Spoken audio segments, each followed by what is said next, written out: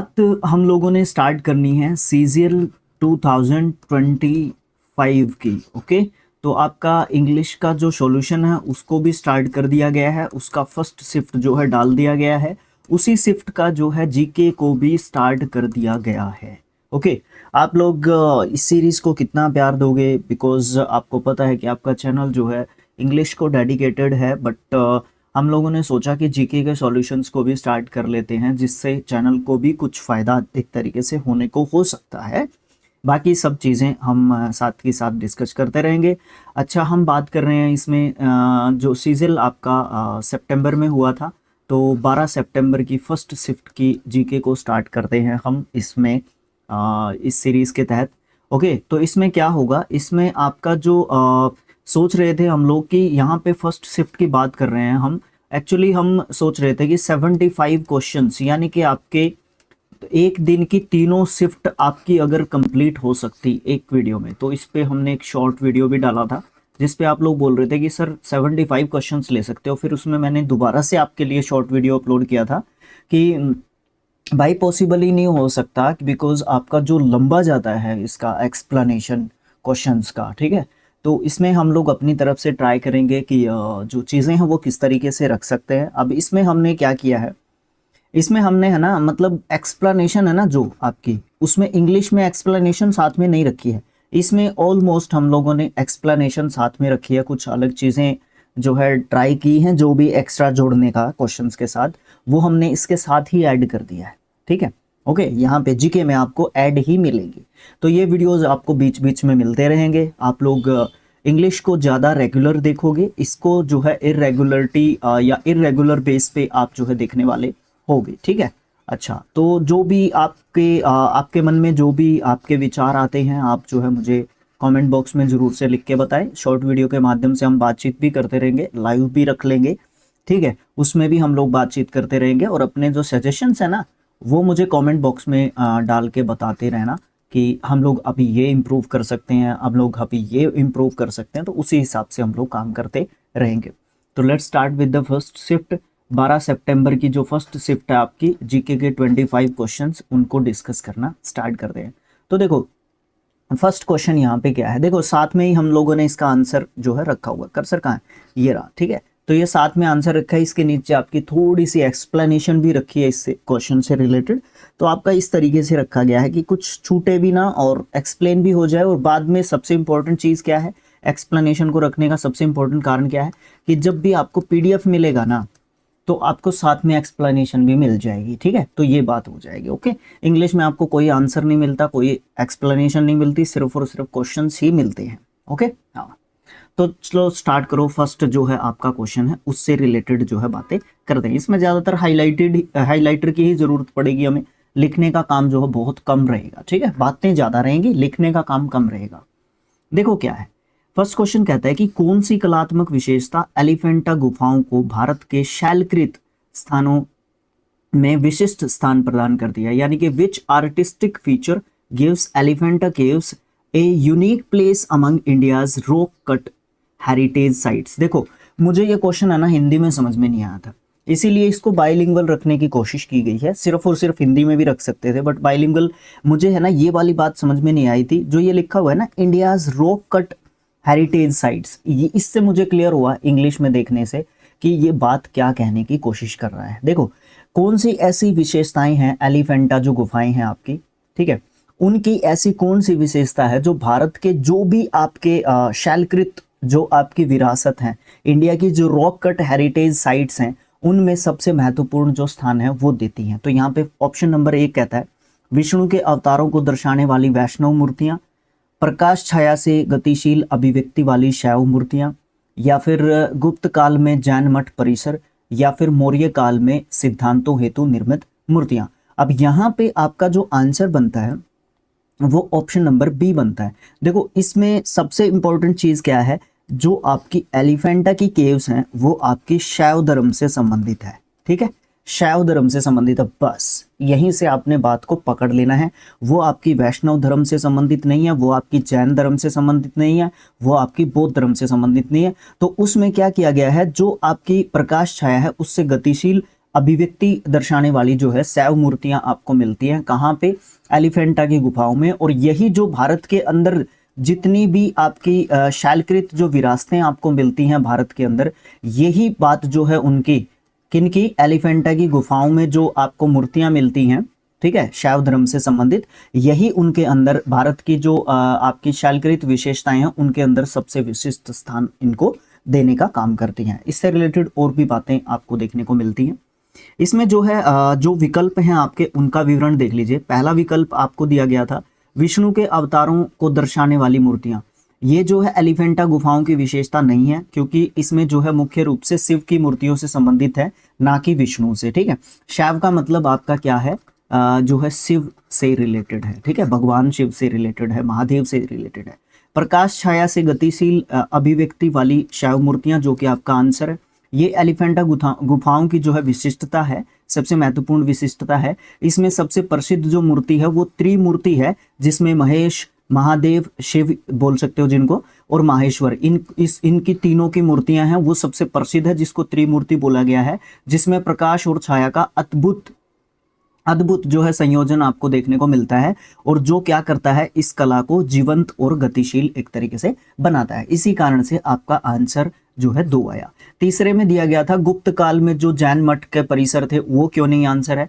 वो इसलिए आंसर नहीं है कि एलिफेंटा की जो गुफाएं है ना, वो आपके शैव धर्म से संबंधित है, जैन धर्म से संबंधित नहीं है। इनमें जो है शैव धर्म की जो है कलात्मक अभिव्यक्ति का केंद्र यहाँ पे आपको देखने को मिलता है। और मौर्य काल में जो बौद्ध धर्म के सिद्धांतों हेतु निर्मित जो बातें थी वो क्यों नहीं सही हुई? क्योंकि मौर्य काल में जो है एलिफेंटा गुफाओं का काल बिल्कुल भी मैच नहीं होता, और ना ही ये बौद्ध धर्म से जुड़ी हुई है, इसलिए आपका ऑप्शन नंबर डी भी गलत हो जाता है। इनका निर्माण लगभग 6वीं शताब्दी ईस्वी में हुआ था, और ये शैव धर्म पर आधारित है, इसलिए आपके बाकी के ऑप्शंस भी गलत हो जाते हैं, ठीक है। अच्छा, फिर यहाँ पे एक बात और बताई गई है इससे रिलेटेड, एलिफेंटा गुफाएं अपनी शैव मूर्तियों के लिए प्रसिद्ध है, विशेषकर त्रिमूर्ति शिव प्रतिमा, जिसमें प्रकाश और छाया का अद्भुत कलात्मक प्रयोग उनको भारत के शैलकृत विरासतों में सबसे अलग स्थान देता है। इसलिए आपका ऑप्शन नंबर क्या आंसर हो जाता है? ऑप्शन नंबर बी आंसर हो जाता है। अगला क्वेश्चन, अब आप ही बताओ, एक क्वेश्चन से रिलेटेड अगर आपको इतनी बातें करने को मिलेंगी तो आप जो है किस तरीके से 75 क्वेश्चंस को जल्दी से जल्दी निपटा सकते हो? आप कैसे करोगे, मतलब उन क्वेश्चनों को इतनी जल्दी, ठीक है। तो ये बात आपको अच्छे तरीके से जाननी चाहिए थी, इसीलिए हम जो है कोशिश कर रहे हैं कि आपके जो क्वेश्चंस हैं उनको जो है क्या किया जाए, साथ में ही एक्सप्लेनेशन रखी जाए, और उससे जो है आपको दिक्कत भी एक तरीके से ज़्यादा देखने को ना मिले, ठीक है। ओके, तो अगले क्वेश्चन की हम लोग बात कर लेते हैं। अगला क्वेश्चन क्या कहता है? क्वेश्चन नंबर 2 आपको आपका देखने को मिल जाता है। क्वेश्चन नंबर 2 क्या कहता है? क्वेश्चन नंबर 2 कहता है जो बस्तर का गोंचा महोत्सव है, ये कौन सी विशेषता से जुड़ा है? कौन से फीचर हैं जो एसोसिएटेड हैं बस्तर के गोंचा फेस्टिवल से? यहाँ पे ये 3 आपके ऑप्शन हैं। अब आप बोलोगे सर एडिक्विटी से रिलेटेड आया था, कि सर एडिक्विटी से रिलेटेड आपके क्वेश्चंस करवा दीजिए। यहाँ पे एडिक्विटी आपको स्टेटमेंट बेस्ड क्वेश्चंस जो है ज़्यादा पूछती है। अब ये 3 स्टेटमेंट्स हैं और 4 ये आपके ऑप्शंस आपको यहाँ पे देखने को मिलते हैं। पहले स्टेटमेंट्स को पढ़ो, फिर ऑप्शंस को डिसाइड करना पड़ेगा कि किस तरीके से हमारा आंसर हो सकता है। चलो भाई देखो, बांस की नकली तुपकी से फल दागे जाते हैं, और ये जो फल होता है ना, ये आम का फल होता है, ठीक है, ये ध्यान रखना, ये आम का फल होता है। बस इतना ही लिखने की जरूरत पड़ेगी, ज्यादा लिखने की जरूरत नहीं पड़ेगी, मतलब कम लिखना है। रथ यात्रा परंपरा चालुक्य वंश से चली आ रही है। रथ यात्रा आषाढ़ शुक्ल की तृतीया से 10वीं तक एक तरीके से होती है। तो ये ऑप्शन जो है आपके तीनों ही सही हैं। किसके बारे में? बस्तर का जो गोंचा महोत्सव है, ये इसकी विशेषताएं हैं। तो ये क्या सारी की सारी विशेषताएं सर? बिल्कुल, आपकी ऑप्शन नंबर डी यहाँ पे बिल्कुल सही हो जाता है, ठीक है। अच्छा सर, ये महोत्सव जो है कहाँ पे मनाया जाता है? ये आपका छत्तीसगढ़ में मनाया जाता है, ठीक है। बस इतना इंपॉर्टेंट है इसके बारे में, ओके, ठीक है। बाकी अगर एक क्वेश्चन से रिलेटेड अगर आप चाहो पूरी रामायण एक तरीके से बना सकते हो। अब मैं यहाँ पे एक क्वेश्चन और आपसे पूछ सकता हूँ कि छत्तीसगढ़ के गवर्नर आपको कौन देखने को मिलते हैं करंटली, ठीक है। इस तरीके के क्वेश्चन आपसे मैं पूछ सकता हूँ, ओके। अगला क्वेश्चन क्या है भाई? देखो, कर्नाटक संगीत में, अब आपको पता है कि कर्नाटक संगीत था और एक जो है भारतीय संगीत था। क्या भारतीय संगीत था? कर्नाटक संगीत था। संगीत के 2 भाग हैं, ठीक है, ओके, संगीत के दो भाग हैं, उसमें से आपका एक कर्नाटक संगीत है, ठीक है। अच्छा, कर्नाटक संगीत में 5 ताल वाले, साल वाले नहीं, ताल वाले को लघु को किस जाति के रूप में पहचाना जाता है? इन कर्नाटिक म्यूजिक ए लघु ऑफ 5 काउंट्स बिलोंग्स टू विच जाति, कौन सी जाति से संबंधित है? अब देखो यहाँ पे ऑप्शंस दे रखे हैं, ऑप्शंस को देखने से पहले आप जो है विकल्पों का एक बार विश्लेषण जरूर से देखें। देखो यहाँ पे क्या बात की गई। सबसे पहले है संकीर्ण, इसमें 9 मात्राएं होती हैं, 5 नहीं होती हैं। फिर है खंडा, इसमें 5 मात्राएं होती हैं, इसलिए 5 ताल वाले लघु को खंडा जाति से संबंधित माना जाता है, या खंडा जाति का कहा जाता है उसको। चतुराक्षर, चतुर से पता चलता है कि 4 मात्राएं हैं। तीसरा में आपकी 3 मात्राएं आपको देखने को मिलती है। कर्नाटक संगीत में लघु की मात्राएं जाति किस प्रकार से होती हैं, तो आप यहाँ पे देख सकते हो। तीसर में 3 मात्राएं होती हैं, चतुराक्षर में 4 होती हैं, खंड में 5 होती हैं, मिश्र में 7 होती हैं और संकीर्ण में 9 होती हैं। ये आपके कर्नाटक संगीत में लघु की जो मात्राएं होती हैं या जाति होती है वो किस किस प्रकार से निर्धारित होती है, मात्राओं के आधार पर जाति, तो आपके नाम के साथ आपकी मात्राएं लिखी हुई है। अब आप ऑप्शंस पे आइए। संकीर्ण में 9 होती हैं, चतुराक्षर में 4 होती हैं, खंडा में 5 होती हैं। ऑप्शन नंबर 2 आपका यहाँ पे सही हो जाता है। ओके, ठीक है। अगला क्वेश्चन क्या है सर?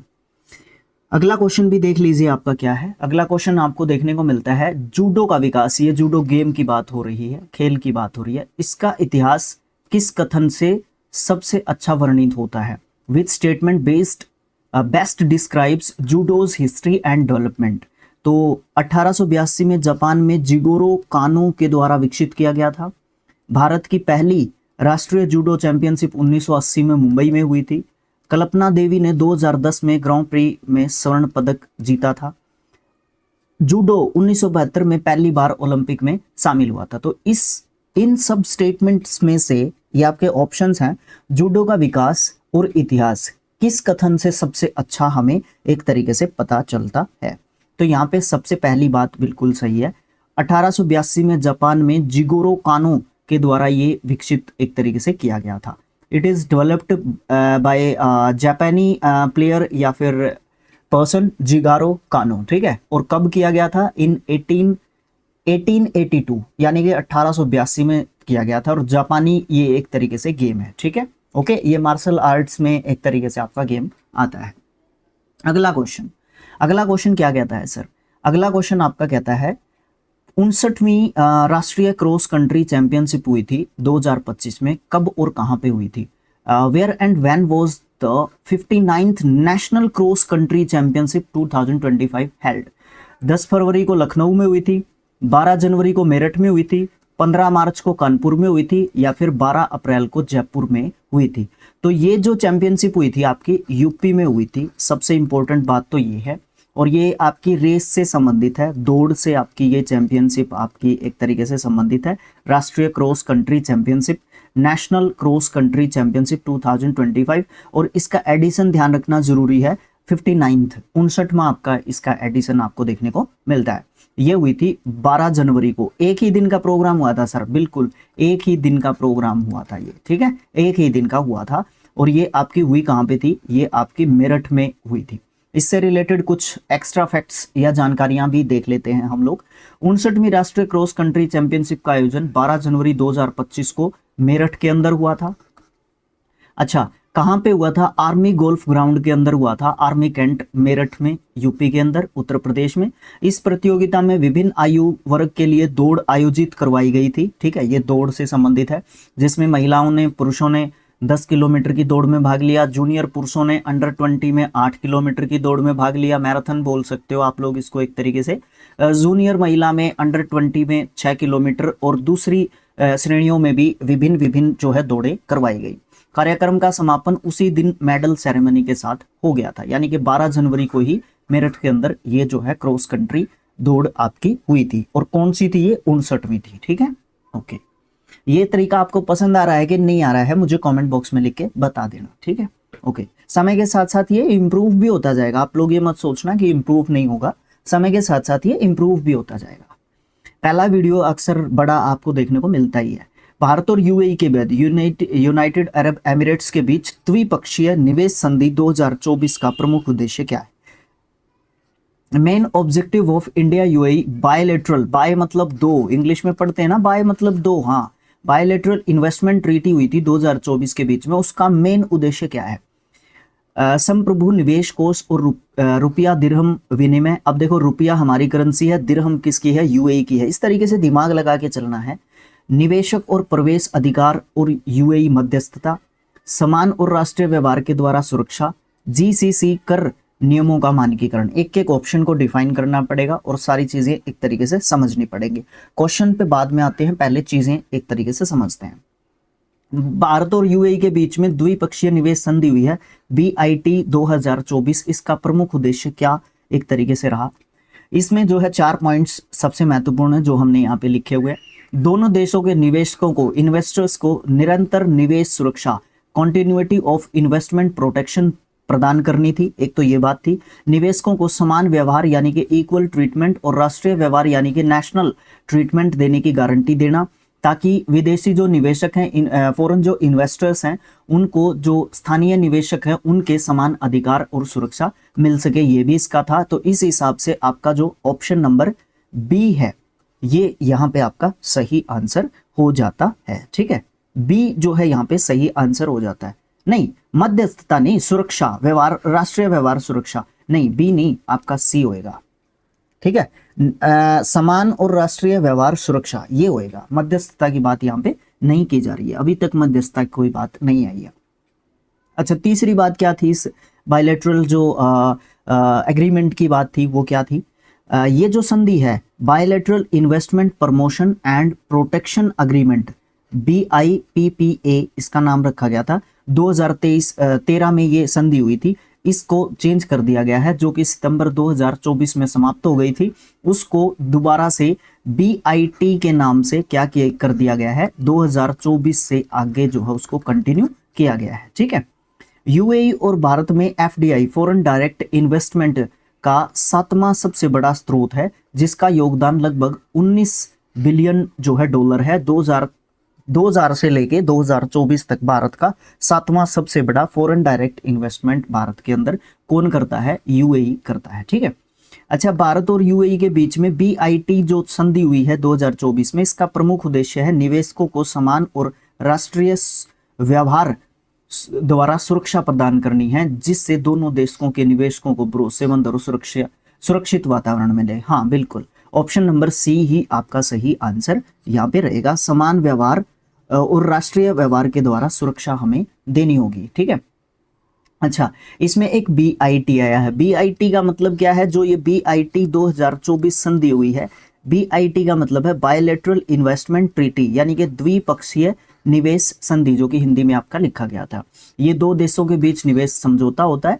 इसका उद्देश्य होता है कि दोनों देशों के निवेशकों को समान सुरक्षा, राष्ट्रीय व्यवहार और निष्पक्ष अवसर मिलने चाहिए। इसमें निवेशकों के अधिकार, विवाद का निपटान प्रक्रिया और निवेश की सुरक्षा से जुड़े प्रावधान भी इसमें शामिल रहते हैं। इसमें प्रमुख जो बिंदु रहेंगे, आपके की पॉइंट्स जो इसके अंदर शामिल रहेंगे, बायलैटरल का मतलब होता है द्विपक्षीय, यानी कि दो देशों के बीच में समझौते की बात आती है। इन्वेस्टमेंट का मतलब निवेश होता है, जिसमें पूंजी, व्यापार, उद्योग या फिर सेवाओं पे लगाया गया जो धन होता है उसको इन्वेस्टमेंट एक तरीके से बोला जाता है। ट्रीटी का मतलब संधि होता है, कानूनी रूप से बाध्यकारी और अंतरराष्ट्रीय समझौता जो आपका ट्रीटी कहलाता है। BIT का मतलब आपका बायलैटरल, ये जो है बिल्कुल यहाँ पे हमने आपको बता दिया। ठीक है, ओके।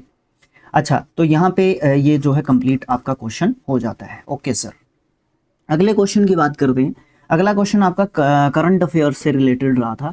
2022-23 में संतोष ट्रॉफी, जो कि फुटबॉल से आपकी संबंधित होती है। भाई कई बार क्वेश्चन पूछ लिया जाता है कि संतोष जो आपकी ट्रॉफी होती है ये आपकी कौन से खेल से संबंधित होती है। ठीक है, जैसे आपका पूछ लिया जाता है कि आपकी रणजी ट्रॉफी जो होती है वो कौन से खेल से संबंधित आपकी होती है। और भी बहुत सारी ट्रॉफीज हमारे देश में होती हैं डिफरेंट गेम्स को लेके। ठीक है, ओके। तो हमें तो IPL याद रहता है कि IPL आपका क्रिकेट से रिलेटेड होता है। तो IPL जो है एक अलग चीज़ है, फेमस ज़्यादा है इसलिए पता चलता रहता है।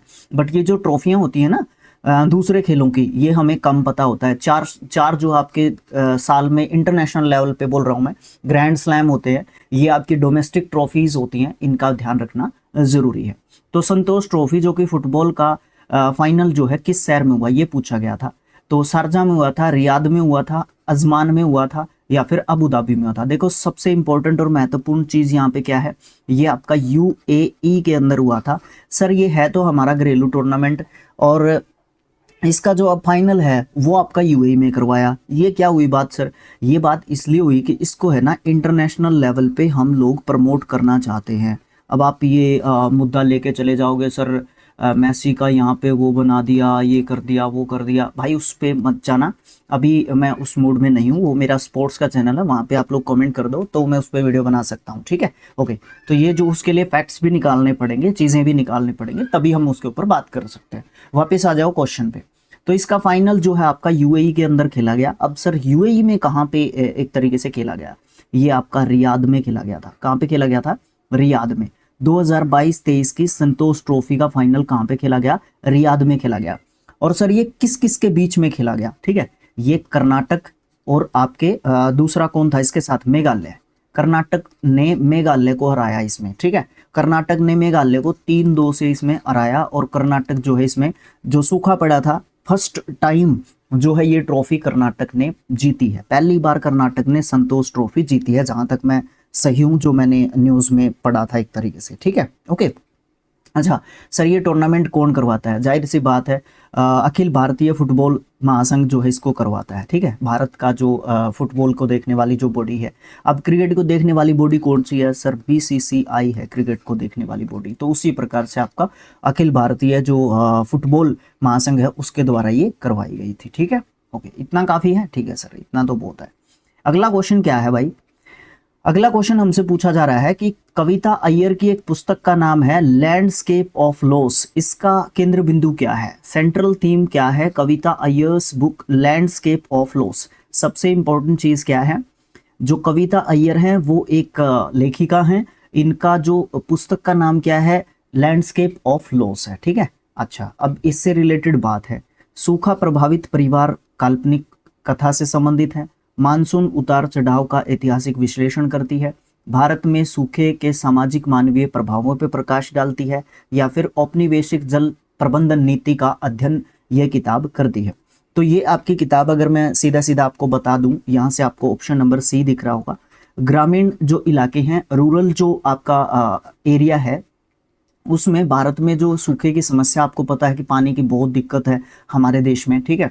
ओके, तो उसके जो सामाजिक मानवीय जो प्रभाव हैं, नॉन फिक्शनल स्टडी जो है ड्रोट की, सोशल ह्यूमन इम्पैक्ट के ऊपर, इम्पैक्ट जो मानवीय ऊपर मानव के ऊपर जो सूखा है, ठीक है, खासकर ग्रामीण क्षेत्रों में, उसका सामाजिक और मानवीय जीवन पर क्या प्रभाव पड़ता है।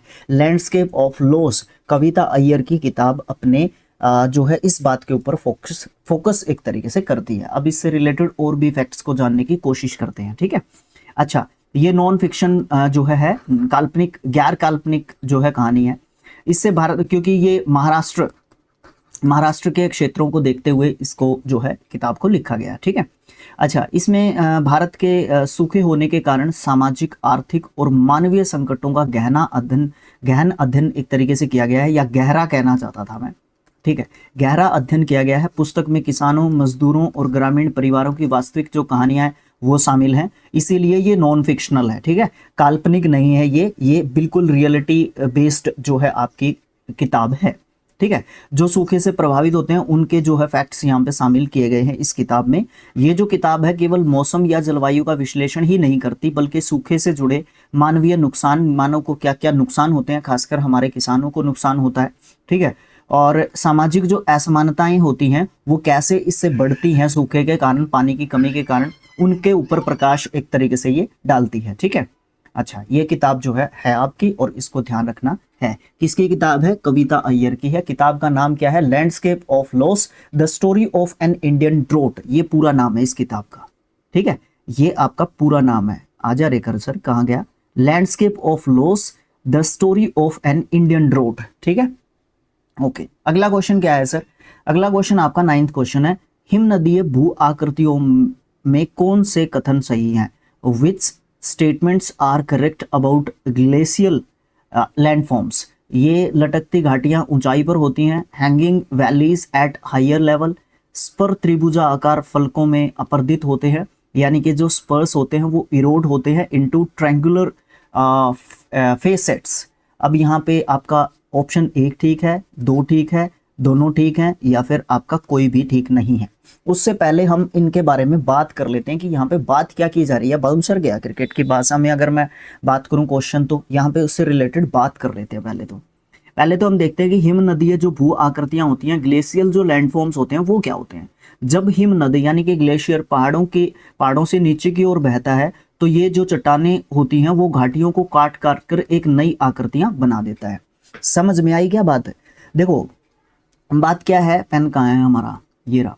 मान लो ये आपका ग्लेशियर है, ठीक है, ये यहाँ से हिमनद खिसक खिसक के नीचे आया, तो ये खिसका, तो इसका कुछ हिस्सा भी ये खिसका के लेके आएगा नीचे, तो इससे क्या होगा, एक नई आकृति एक तरीके से बनती है। तो उस आकृति को हम क्या कहते हैं, हिम नदीय भू आकृतियां, ठीक है, ओके, ग्लेशियल लैंडफॉर्म्स बोलते हैं उनको। लटकती घाटियां क्या होती हैं, हैंगिंग वैलीज क्या होती हैं, ये मुख्य घाटियां होती हैं। इनको बड़ा हिमनद बहुत गहराई तक काट देता है, तो इसलिए जब बहुत ज्यादा कट जाएगी वो, तो वो लटकती घाटियां कहलाएगी, यानी कि हैंगिंग वैलीज वो कहलाएंगी।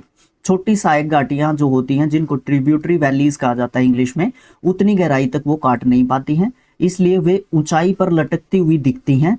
जैसे कि बड़ी नदी गहरी घाटी और छोटी नदियां ऊपर से उसमें क्या करती हैं, गिरती रहती हैं, तो उस चीज को हम लटकती हुई घाटियां एक तरीके से कहते हैं।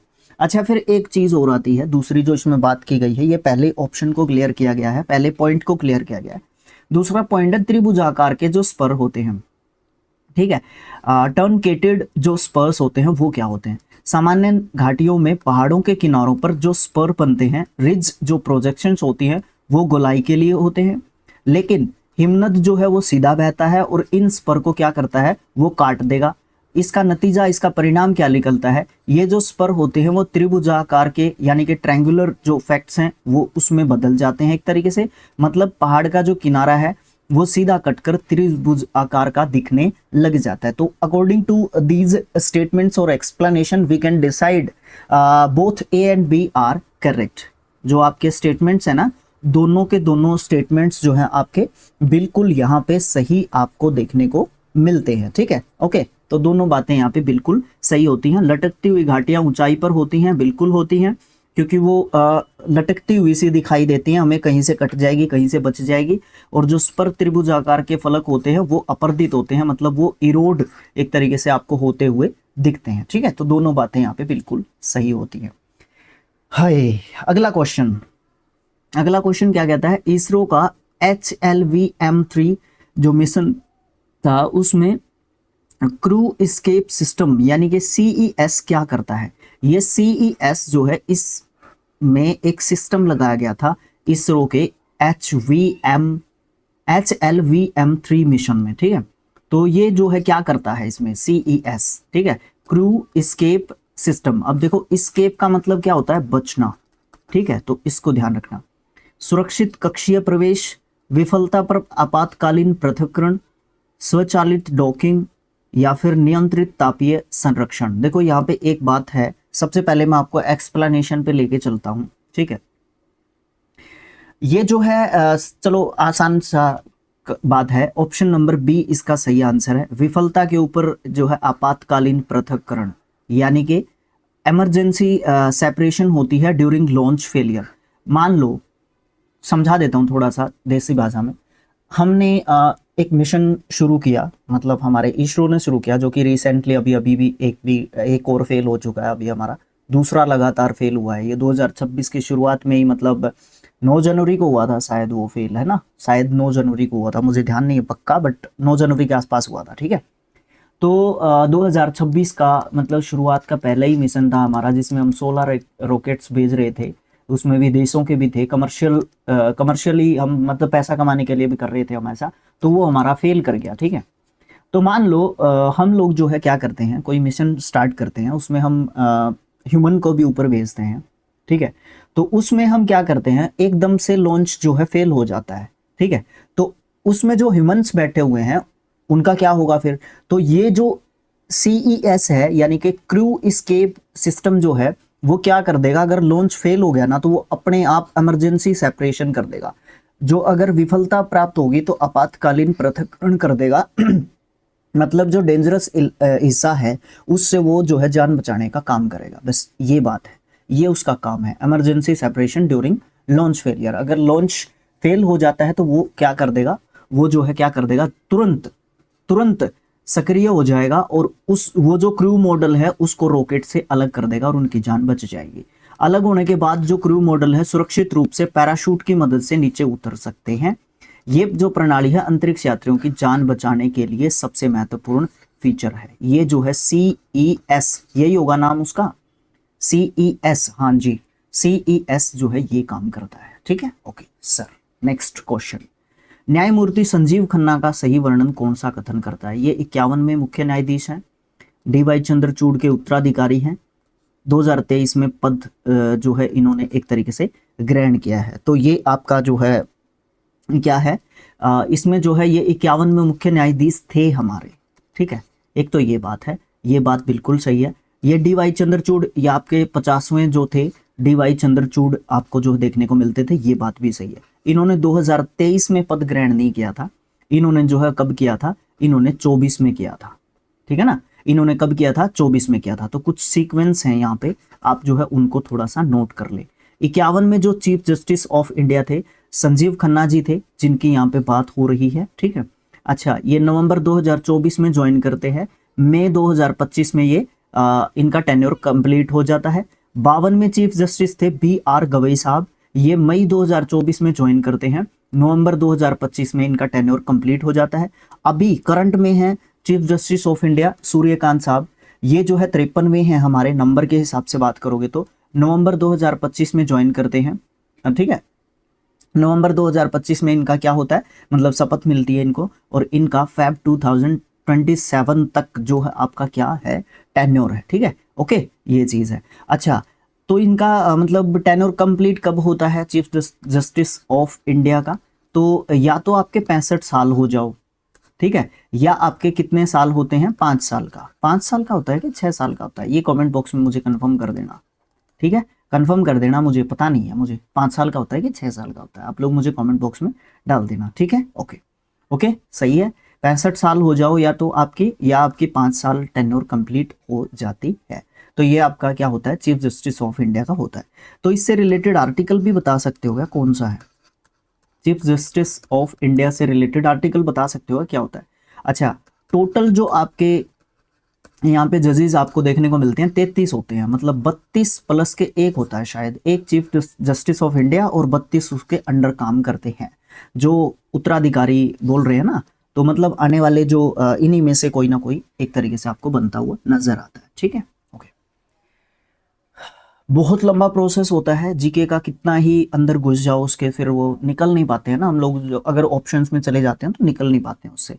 राष्ट्रीय शिक्षा नीति 2024 आई थी आपकी, नेशनल एजुकेशन पॉलिसी, सॉरी जनसंख्या नीति है ये तो भाई, एजुकेशन पॉलिसी भी ये 2020 में आई थी। हाँ, मैं बोल सही रहा हूँ बट मैं देख गलत रहा था। राष्ट्रीय जनसंख्या नीति है 2000, ठीक है। नेशनल एजुकेशन पॉलिसी है 2020, मैं उस पे चला गया था, मैंने सोचा उसकी बात है। ये तो भाई राष्ट्रीय जनसंख्या नीति की बात हो रही है, नेशनल पॉपुलेशन पॉलिसी की बात हो रही है 2025। इसके प्रमुख जो उद्देश्य थे, की ऑब्जेक्टिव्स क्या क्या थे, पॉइंट्स 4 दे रखे हैं, देखते हैं पहले। 14 वर्ष तक निःशुल्क शिक्षा देनी है, फ्री एजुकेशन देनी है 14 साल तक बच्चे को, जिसमें आपके हमारे हरियाणा में रखा गया था कि 8वीं क्लास तक बच्चे को फेल नहीं करना है, ये अभी तक चलता आ रहा है। उसको इम्पोर्टेंट जो एजुकेशन है वो देनी ही है, इंक्लूसिव एजुकेशन, समावेशी शिक्षा, इस तरीके की बातें की गई थी। प्रजनन स्तर में वृद्धि करनी है, इंक्रीज फर्टिलिटी लीव लेवल, शिशु मृत्यु दर 30 से नीचे करनी है, IMR बिलो 30 पर थाउजेंड के ही होगा, जब भी बात की जाएगी तो 1000 के ऊपर ही की जाती है। लड़कियों के लिए विलंबित विवाह यानी कि promote delayed marriage of girls. तो इसमें से चारों में से कौन सी जो बातें हैं वो आपको सही एक तरीके से देखने को मिलती हैं? देखो, सबसे पहली बात जो है यहाँ पे क्या लिखी गई है, सबसे पहली बात लिख रखी है 14 वर्ष तक निःशुल्क शिक्षा, बिल्कुल ये बात बिल्कुल सही है। दूसरा लिख रखा है प्रजनन स्तर में वृद्धि, जब आप जनसंख्या की बात करते हो ये बात जरूर आ सकती है, बट यहाँ पे ये बात नहीं की गई थी। दूसरा पॉइंट नहीं आएगा, ये पॉइंट खराब हो जाएगा क्योंकि दूसरा नहीं है इसमें। एक और 3 अभी डिसाइड नहीं कर सकते, सभी हम कह नहीं सकते, तो 2 पॉइंट्स आपके टल गए यहाँ पे, ठीक है। ओके, यहाँ पे भी 2 नहीं है, यहाँ पे भी 2 नहीं है, तो इनमें से कोई सा भी आंसर हो सकता है। शिशु मृत्यु दर 100 से नीचे लेके आनी, हाँ ये बात बिल्कुल कही गई थी। और लड़कियों के लिए जो विवाह की जो उम्र है वो हमारे यहाँ पे 18 रखी गई है, लड़कों के लिए 21 रखी गई है, हाँ इसकी बात यहाँ पे की गई थी। तो आपका 1, 2 और 4 हो जाता है, 1, 2 नहीं सॉरी 1, 3, 4 हो जाता है, तो ऑप्शन नंबर बी भी कट जाता है, ऑप्शन नंबर सी आपका यहाँ पे सही आंसर हो जाएगा। तो देखो यहाँ पे क्या बात की गई थी, राष्ट्रीय जनसंख्या नीति 2024 से रिलेटेड कुछ पॉइंट्स की बात करोगे। 14 वर्ष तक अनिवार्य शिक्षा देने की बात की थी, मृत्यु दर को 30 बच्चे प्रति 1000 जीवित जन्मों से नीचे लेके आना था हमें, ठीक है। टारगेट रखा था हम लोगों ने कि हम 30 बच्चों को ही मरने देंगे 1000 में से, मतलब अपनी जो फैसिलिटीज़ हैं उनको बढ़ाएंगे एक तरीके से, ठीक है। और लड़कियों के विवाह की एज को जो है कम से कम 20 वर्ष की आयु पर लेके जाएंगे, अभी हमारे यहाँ पे 18 है। कुल प्रजनन दर जो है आपकी उसको प्रतिस्थापन करना है 2.1 पे लेके हम लोग आना चाहते हैं। ये जो है टारगेट्स थे जो आपकी 2000 की राष्ट्रीय जनसंख्या जो नीति आपकी अपनाई गई थी। अगला क्वेश्चन साइंस का क्वेश्चन है, बायोलॉजी से संबंधित है आपका, मे बी। कोशिकीय श्वसन जो होता है आपका, सेल्यूलर रेस्पिरेशन जो होता है, वो कौन सी अवस्था में सबसे ज्यादा एटीपी बनाता है? Which state of cellular respiration produces maximum ATP? ATP is equal to energy, ठीक है, ऊर्जा से संबंधित है ये आपका एटीपी। एटीपी का फुल फॉर्म बता सकते हो क्या? कहीं पे लिखा हुआ तो नहीं है यहीं से? चलो ठीक है, लिखा हुआ भी होगा तो भी कोई दिक्कत नहीं है, आप लोग कमेंट बॉक्स में मुझे एटीपी का फुल फॉर्म बताइए। ग्लाइकोलाइसिस, इलेक्ट्रॉन परिवहन श्रृंखला, क्रैब चक्र या फिर किण्वन? सबसे पहले आपका आंसर यहाँ पे इलेक्ट्रॉन परिवहन श्रृंखला यानी कि इलेक्ट्रॉन ट्रांसपोर्ट चेन जो है सबसे ज्यादा एटीपी जनरेट करता है, जिससे सबसे ज्यादा एनर्जी एक तरीके से आपकी मिलती है, ठीक है। ओके, इससे संबंधित अब बात कर लेते हैं। जो आपका कोशिकीय श्वसन होता है उसकी 3 प्रमुख अवस्थाएं होती हैं। कितनी प्रमुख अवस्थाएं होती है? 3। सबसे पहले हम बात करते हैं कि कोशिकीय श्वसन यानी कि सेल्यूलर जो रेस्पिरेशन होता है वो होता क्या है एक्चुअली। ये हमारी कोशिकाएं जो होती हैं जिनको हम सेल्स बोलते हैं, हमारे शरीर में हजारों करोड़ों लाखों अनगिनत, है ना, अनगिनत जो है कोशिकाएं हैं, सेल्स हैं, जिनसे हमारा शरीर बनता है। रोज हजारों लाखों कोशिकाएं बनती हैं और डेड हो जाती हैं, तो हमारा शरीर उससे ही चलता है। तो बेसिक जो यूनिट है हमारे शरीर की सेल है। अच्छा, उसका तरीका क्या है? ऊर्जा। ये हमारी कोशिकाओं का एक तरीका है ऊर्जा बनाने का, ठीक है। ऊर्जा किस तरीके से बनाती हैं हमारी कोशिकाएं? तो ये जो है कोशिकीय श्वसन के तहत बनाती है, सेल्यूलर रेस्पिरेशन के तहत बनाती हैं। ऊर्जा को हम एटीपी बोलते हैं। ये हमारी बॉडी की क्या होती हैं? बैटरी एक तरीके से होती हैं। अच्छा, इसके 3 जो है आपके स्टेट्स आपको देखने को मिलते हैं। नंबर 1 जो आपका एक ऑप्शन लिखा हुआ है ग्लाइकोसिस। ग्लाइकोसिस एक पहला तरीका है, ये जो है कोशिका के बाहर होता है, यानी कि साइटोप्लाज्म में ये आपका तरीका होता है ग्लाइकोसिस, ठीक है। ये एटीपी बनाने का एक तरीका है और ये साइटोप्लाज्म में होता है, ठीक है, कोशिका के बाहर। कोशिका में ग्लूकोज यानी कि शक्कर बोल सकते हो जिसको, ठीक है, मीठा बोल सकते हो, इसको टूट कर थोड़ी सी ऊर्जा बनती है। यहाँ पे 2 बैटरी एटीपी बनती है, यानी कि 2 एनर्जी की 2 यूनिट बनती हैं, ये कह सकते हो, ठीक है। तो ग्लाइकोसिस में आपकी कितनी एनर्जी बनती है? 2 यूनिट, ठीक है। अगला जो आपका स्टेप आता है, इसका दूसरा जो स्टेज आता है वो क्रेब्स चक्कर आता है। क्रेब्स चक्कर यहाँ पे लिखा हुआ है शायद ऑप्शन नंबर बी में लिखा हुआ है क्रेब्स साइकिल, ठीक है। पहला ये लिखा हुआ है, दूसरा ये लिखा हुआ है और तीसरा आपका यही होता है, ठीक है, तीसरा यही होता है इलेक्ट्रॉन परिवहन श्रृंखला, ठीक है।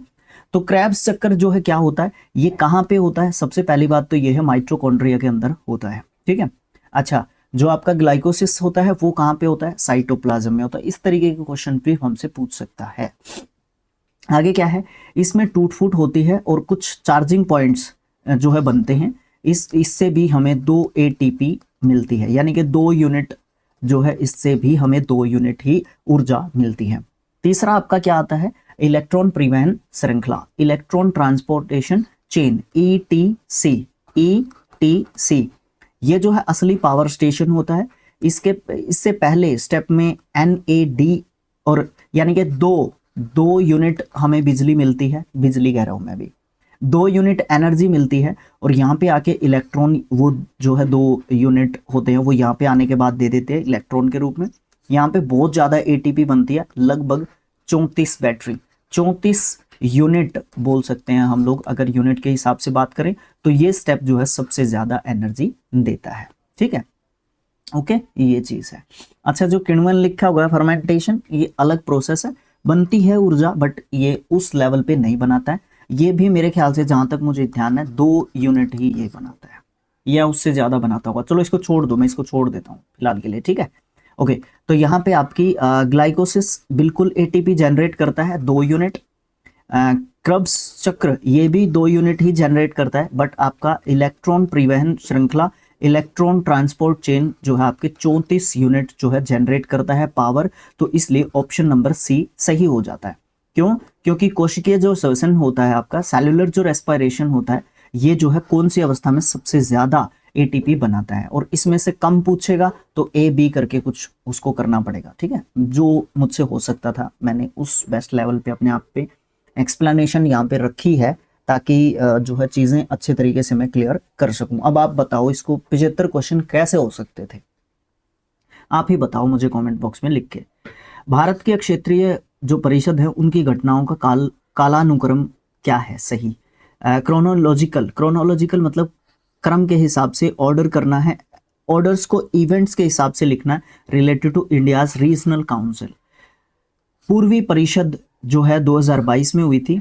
राज्य पुनर्गठन अधिनियम जो है पारित हुआ था, ये कब हुआ था? तो इसका मतलब ये है कि पूर्वी जो परिषद है ना, ये आपकी आ जाएगी लास्ट नंबर पे, यानी कि ए जो है आपका तीसरे नंबर पे रहेगा। ठीक है, दूसरा और फिर पहला। इसका मतलब ऑप्शन नंबर सी नहीं आंसर हो सकता, और डी भी नहीं हो सकता, बी या फिर ए में से आंसर हो सकता है। मध्य परिषद की पहली बैठक। अब देखो यहाँ पे एक चीज जो है ध्यान रख सकते हो आप लोग। ठीक है, एक चीज ध्यान जरूर रख सकते हो, जो आपका मध्य परिषद की पहली बैठक की बात कर रहा है, तो तुक्का भी लगाना चाहो तो आप इसको सी को पहले नंबर पे ले लो, तो ऑप्शन नंबर ए आपका यहाँ पे बिल्कुल सही हो सकता है। लेकिन यहाँ पे ऑप्शन नंबर ए सही नहीं है, यहाँ पे मुझे बी दिख रहा है। ठीक है, पहले स्टेट की रजिस्ट्रेशन एक्ट आया था, यानी कि राज्य पुनर्गठन अधिनियम जो है पारित हुआ था। ये कब हुआ था? 1956, ये लिखा हुआ है यहाँ पे 1956। ये आपका 1956 में हुआ था, ये आपका 2022 में हुआ था, और तीसरा कब हुआ था? तीसरा हुआ था आपका, दिया नहीं गया है यहाँ पे। तीसरे के बारे में आप लोग कमेंट बॉक्स में मुझे लिख के बता देना, यहाँ पे मैंने लिया नहीं, ये कब हुआ था, एक्चुअली लेना चाहिए था इसको। ठीक है, इसके बारे में देखना पड़ेगा और भी ज्यादा। ठीक है, तो दूसरे नंबर पे आपकी फर्स्ट मीटिंग आती है काउंसिल की, सेंट्रल काउंसिल की, और फिर ईस्टर्न काउंसिल मीटिंग हुई थी 2022 में, ये तो तीसरे नंबर पे आपका आ ही जाता है। तो ऑप्शन नंबर बी यहाँ पे आपका बिल्कुल सही सीक्वेंस है। जो हमारी क्षेत्रीय जो परिषद है, रीजनल जो काउंसिल है इंडिया की, उनका सही कालक्रम ये आपका रखा गया है। अच्छा, अगर राज्य पुनर्गठन अधिनियम की बात करोगे, स्टेट रिकॉग्नाइजेशन एक्ट जो है उसकी बात करोगे, तो 1956 की, इस अधिनियम के तहत क्षेत्रीय जो परिषद थी उनका गठन हुआ था, और ये सबसे पहला कदम था, ये बात याद रखनी है। उसके बाद मध्य परिषद हुई थी, सेंट्रल जो काउंसिल हुई थी उसकी पहली बैठक हुई थी। इस अधिनियम के बाद क्षेत्रीय परिषदों की बैठकें बुलाने की शुरुआत हुई थी। यहाँ पे सिर्फ गठित किया गया था, बैठकों के बारे में बात नहीं की गई थी, और पहली बैठक जो है मध्य परिषद की हुई थी। अच्छा, फिर आता है पूर्वी परिषद बैठक 2022, यानी कि ईस्टर्न काउंसिल मीटिंग 2022। ये हाल ही की घटना है जो कि 2022 में हुई थी। ठीक है, तो कालक्रम आपका बिल्कुल सही एक तरीके से हो जाता है। अगला क्वेश्चन ये है, भारतीय संविधान के अनुच्छेद 300A के तहत संपत्ति का अधिकार का सही कानूनी स्थिति क्या है? What is the correct legal status of right to property under Article 300A of Indian Constitution? ये एक मौलिक अधिकार है जो प्रत्येक संपत्ति अधिग्रहण के लिए मुआवजे की गारंटी देता है। ये राज्य को बिना किसी कानूनी प्रक्रिया का पालन करने के लिए संपत्ति छीनने का अधिकार देता है। ये एक संवैधानिक कानूनी अधिकार है जो केवल कानून के अधिकार से संपत्ति से वंचित करने की अनुमति देता है। ये नागरिकों को संपत्ति संरक्षण के लिए अनुच्छेद 32 के तहत सीधे सर्वोच्च न्यायालय का दरवाजा खटखटाने में सक्षम करता है। ये बात बिल्कुल गलत हो जाती है। ये एक मौलिक अधिकार नहीं है, इसको मौलिक अधिकार से एक तरीके से हटा दिया गया था। राज्य को बिना कानूनी प्रक्रिया का पालन किए संपत्ति छीनने से संबंधित है। देखो ये संपत्ति से संबंधित है आपका 300A, और ये जो है चेंज कर दिया गया था। इसके लिए ऑप्शन नंबर सी जो है सही आंसर है। यहाँ पे पहले तो इसको समझो कि क्या बात है यहाँ पे, फिर नीचे जो एक्सप्लेनेशन होगी उससे समझेंगे। ये एक संवैधानिक कानूनी अधिकार है, ये एक कॉन्स्टिट्यूशनल जो है लीगल राइट है, जो केवल कानून के अधिकार से ही संपत्ति से वंचित करने की अनुमति देता है। राइट है, अलाउ करता है, जो डिप्राइवेशन करने के लिए only by authority of law. आप किसी की भी संपत्ति ऐसे ही नहीं छीन सकते, उसके लिए आपको लीगल कॉन्स्टिट्यूशनली लीगली आपको जो है क्या करना पड़ेगा, अप्लाई करना पड़ेगा, या कानूनी हिसाब से ही आप उसकी संपत्ति को एक्वायर कर सकते हैं। अच्छा, अब यहाँ से संबंधित बात कर लेते हैं इस कानूनी अधिकार से संबंधित। मूल रूप से संपत्ति का अधिकार मौलिक अधिकार था अनुच्छेद 19(1)(f) के तहत और 31 अनुच्छेद के तहत, लेकिन अब ऐसा नहीं है क्योंकि 44वां संविधान संशोधन हुआ था 1978 में। ठीक है, ये भी ध्यान रखना है। 44वां संविधान संशोधन हुआ था, 44th अमेंडमेंट हुआ था 1978 में। इसके बाद इसको मौलिक अधिकार से हटा के अनुच्छेद 300A में रखा गया था। अच्छा, ये केवल एक संवैधानिक कानूनी अधिकार है, कॉन्स्टिट्यूशनल लीगल राइट है। इसका मतलब क्या है कॉन्स्टिट्यूशनल लीगल राइट का? राज्य किसी भी व्यक्ति को उसकी संपत्ति से केवल कानून के द्वारा ही वंचित कर सकता है, सीधी एक्वायर नहीं कर सकता। ठीक है। अच्छा, बिना कानूनी प्रक्रिया के संपत्ति छीनना कैसा हो जाएगा? अनकॉन्स्टिट्यूशनल हो जाएगा, असंवैधानिक हो जाएगा। तो आप 300A के तहत ही जो है राज्य आपकी जमीन को ले सकता है, आपकी संपत्ति को ले सकता है, अन्यथा ले नहीं पाएगा। अच्छा, नागरिक इससे संबंधित इस अधिकार के उल्लंघन होने पर अनुच्छेद 32 के तहत सीधे सुप्रीम कोर्ट नहीं जा सकते, बल्कि उनको हाई कोर्ट या फिर निचली अदालतों में जाना पड़ेगा। निष्कर्ष क्या निकलता है कि अनुच्छेद 300A के तहत संपत्ति का जो अधिकार है वो मौलिक अधिकार नहीं है, वो संवैधानिक कानूनी अधिकार है। तो यहाँ से हमने 4-5 बातें सीख ली। ठीक है, यहाँ से हमने 4-5 बातें सीख ली। एक यहाँ पे दिया हुआ था, कहाँ पे गया, यहाँ पे आर्टिकल 32 की बात करी गई थी, ये रहा। आर्टिकल 32 के तहत आप जो है क्या कर सकते हो, सीधे सर्वोच्च न्यायालय नहीं जा सकते, आपको पहले नीचे जाना पड़ेगा, क्योंकि हमारे यहाँ पे 3 स्टेज चलती है ना। ठीक है, तो पहले आपको पहली स्टेज पे जाना पड़ेगा, फिर आपको हाई कोर्ट जाना पड़ेगा, फिर आप सुप्रीम कोर्ट में जा सकते हैं। ऐसा नहीं है कि जा नहीं सकते, लेकिन जा सकते हैं, पहले आपको स्टेप वाइज चलना होगा। ये पूरा मतलब लेखा जोखा था इस क्वेश्चन के बारे में। अगला क्वेश्चन क्या कहता है? यह है एक स्थिर अक्ष के परितः घूर्णन कर रहे दृढ़ पिंड के मामले में पिंड के प्रत्येक कण का कोणीय वेग होता है। समझ में नहीं आया। For a rigid body rotation about a fixed axis each particles angular velocity is, velocity क्या होगी उसकी? अब देखो सबसे इंपॉर्टेंट चीज क्या है, आपके ऑप्शंस हैं। ठीक है, ऑप्शंस हैं, फिर एक्सप्लेनेशन है। देखो कोशिश करता हूं मैं, अपनी पूरा जोर लगा देता हूं, दम लगा देता हूं। घूर्णन अक्ष से समानुपाती यानी कि प्रोपोर्शनल जो डिस्टेंस है वो एक्सिस से दूर है। दूसरा ऑप्शन है सभी कोणों के लिए शून्य यानी कि 0 फॉर ऑल पार्टिकल्स। दूरी के व्युत्क्रमानुपाती यानी कि इनवर्सली प्रोपोर्शन टू डिस्टेंस यानी कि सभी कोणों के लिए समान, सेम फॉर ऑल पार्टिकल्स। देखो यहाँ पे 2 चीज हैं जहां पे समान की बात कर रखी है। ठीक है, यहाँ पे क्या है, 2 चीज हैं जहां पे समान होने की एक तरीके से बात कर रखी है। ठीक है, ओके, ये चीज आपको थोड़ा सा क्या करनी पड़ेगी, ध्यान एक तरीके से देने की बात है। देखो मान लो, सबसे पहले मैं क्वेश्चन को समझाने की कोशिश करता हूं। एक स्थिर अक्ष है, उसके परितः घूर्णन कर रहे दृढ़ पिंड के मामले में प्रत्येक पिंड के कण का कोणीय वेग क्या होगा? मान लो ये पंखा है आपका, ये पंखा यहाँ पे चल रहा है। ठीक है, ये पंखा चल रहा है, ये जो गोल गोल है, मैं इसको देखता हूं, घूम इसकी यही चीज रही है ना, साथ में फिर इसकी पंखड़ी भी घूम रही है। तो जब ये घूमेगा तो सारी चीजें इसकी सेम ही रहेंगी। ये जितनी भी ये एक सर्कल बनेगा ना, जितने भी एरिया में ये घूम रहा है पंखा, तो इसकी अगर मिड पॉइंट में इसको मान लेता हूँ, जो ऊपर से ये छड़ आती है हमारी, जो ये ऊपर से साफट या छड़ आती है, जो हमारी मेन जो पार्ट है जिससे हमने जमीन से छत से जोड़ रखा है जिससे, तो ये जो मेन पॉइंट अगर मैं मान लो इसका, ये पूरा एक सर्कल बनता है, तो रेडियस इसका हर जगह पे सेम रहेगा ना, सेम रहेगा ना, ठीक है। तो घूर्णन अक्ष से दूरी के समानुपाती, ये बात आपकी गलत हो जाती है, ये बात आपकी गलत हो जाती है। लेकिन एक समान चीज लिख रखी है, ये लिख रखी है सभी कोणों के लिए समान है, ये बात आपकी बिल्कुल सही हो जाती है। व्युत्क्रमानुपाती नहीं होगी, सभी कणों के लिए शून्य नहीं हो सकता, क्योंकि सब जो है घूम रहे हैं, साथ ही साथ सारी चीजें घूम रही हैं, ठीक है। अब इसको थोड़ा सा और जो यहाँ पे एक्सप्लेनेशन लिख रखी है उसके द्वारा भी कोशिश करते हैं। जब कोई दृढ़ पिंड, रिज्ड जब बॉडी है, किसी स्थिर अक्ष यानी कि फिक्स्ड एक्सिस के चारों ओर घूमेगा तो पूरा पिंड एक साथ घूमेगा, वही जो हमने पंखे की बात की थी। तो अगर हम ये जो रिज्ड चीज है ना, ये थोड़ी ना घूम रही है, ये पंखड़ियां भी साथ में घूम रही हैं, और इसमें जो चीज जिसमें ये लगा रखा है सिर्फ वही चीज नहीं घूम रही, उसके साथ सारी चीजें घूम रही हैं। एक तो ये बात है। दूसरी बात क्या है, इसका मतलब क्या बनता है, इसका मतलब होता है कि पिंड का हर कण कोणीय वेग यानी कि एंगुलर वेलोसिटी जो है क्या करेगा, बराबर बनाएगा। ये पॉइंट इंपॉर्टेंट है। फर्क इतना होता है कि जो अक्ष कण से दूर है उसकी रेखीय वेग यानी कि लीनियर जो वेलोसिटी है वो क्या होगी, ज्यादा होगी। मतलब कहने का क्या है, देखो जो यहाँ पे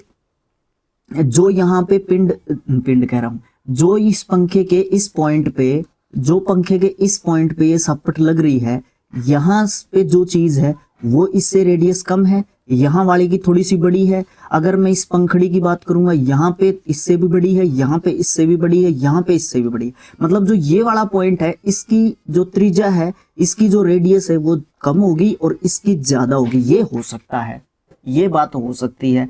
ये लिखी हुई है, जो कण अक्ष से दूर है उसकी रेखीय वेग यानी कि लीनियर वेलोसिटी जो है वो ज्यादा हो जाएगी, जो अक्ष के पास है उसकी रेखीय वेग यानी कि लीनियर जो वेलोसिटी है वो क्या हो जाएगी, कम हो जाएगी। इन बातों पे भी ध्यान रखना है। लेकिन कोणीय वेग एंगुलर वेलोसिटी जो है किसके लिए, सेम रहेगी सबके लिए। कोण वहां से सबके लिए क्या बनेगा, सेम बनेगा। अब एक बात बताओ,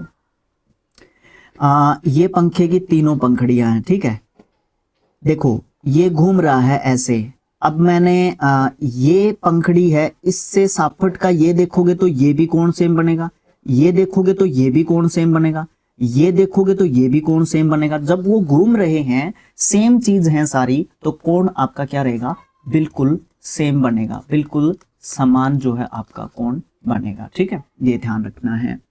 अच्छा आगे क्या है, याद रखने का तरीका क्या हो सकता है, रिज्ड बॉडी रोटेशन सबका एंगुलर वेलोसिटी क्या है, बराबर है, ठीक है। तो इस तरीके से आप इसको देख सकते हो। ये आपके सामने आपका एंगुलर जो है वेलोसिटी यानी कि कोणीय वेग, जब कोई पिंड पंखा हो गया या पहिया हो गया जो घूमता है तो उसका एंगुलर वेलोसिटी जिसको W से डिनोट करते हैं, यहाँ पे लिखा हुआ है, नीचे लिखा हुआ होगा कहीं पे, तो सभी कणों के लिए वो समान रहेगा। मतलब एक ही गति में घूम रहे हैं, बस अलग अलग दूरी पर है। दूरी अलग अलग हो सकती है लेकिन घूम सेम गति से रहे हैं, उसको आप एंगुलर वेलोसिटी एक तरीके से जानते हो। और आपकी लीनियर वेलोसिटी यानी कि रेखीय वेग क्या होता है, यहाँ पे उसको R से हम जो है दर्शाते हैं, जो आपका वेग होता है, और V से हम रेखीय जो वेग है उसको दर्शाते हैं, ठीक है। सभी के लिए क्या रहेगी, एंगुलर जो वेलोसिटी रहेगी वो जो है सेम रहेगी। इसका मतलब ये है कि जो अक्ष से दूर है उसका R बड़ा होगा, उसका V ज्यादा होगा, जो अक्ष के पास है उसका R छोटा होगा और उसका V क्या होगा, कम होगा, ठीक है।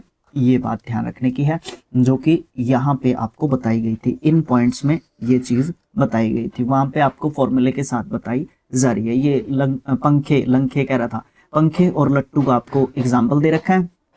ये आपका याद रखने का फॉर्मूला है, इससे आप जो है ध्यान रख सकते हो, ठीक है। ओके, अच्छा निष्कर्ष क्या निकलता है, जो आपकी एंगुलर जो वेलोसिटी होती है वो सबके लिए समान रहेगी, लेकिन लीनियर जो वेलोसिटी है वो दूरी के ऊपर क्या करेगी, डिपेंड करती है।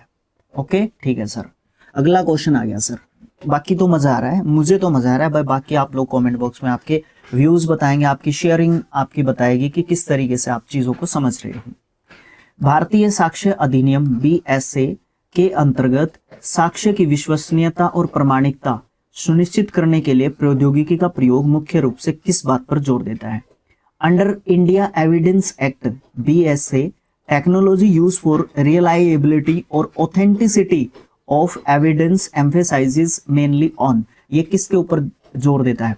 अपराध स्थलों से बरामद भौतिक जो वस्तुएं, जो भी अपराध पे स्थल पे पहुंचे, वहां पे जो भी चीजें मिली उसके हिसाब पे। हस्तलिखित व्यक्तिगत अभिलेख दस्तावेज, जो भी हैंड रिटन रिकॉर्ड्स या फिर डॉक्यूमेंट्स वहां पे मिले उसके हिसाब से। साक्ष्य के इलेक्ट्रॉनिक और डिजिटल रूप से, यानी कि इलेक्ट्रॉनिक और डिजिटल फॉर्म्स ऑफ एविडेंस जो भी हमें वहां पे मिले, जैसे कि फिंगरप्रिंट्स हो गए, जैसे कि कॉल्स हो गई, जैसे कि मैसेजेस हो गए, या इस तरीके की चीजें होगी वो, या फिर मौखिक कथन और स्वीकारोक्ति, मतलब ओरल स्टेटमेंट्स या फिर कन्फेशंस। मतलब कन्फेशन तो को तो आप भूल ही जाओ, ओरल स्टेटमेंट्स मतलब वहां पे गवाह हमें ये मिले, वो मिले, वो मिले, वो मिले। सबसे इंपॉर्टेंट चीज है कि इस क्वेश्चन को करने से पहले हम BSA यानी कि भारत साक्ष्य अधिनियम 2023 की बात कर लेते हैं। इसमें क्या है?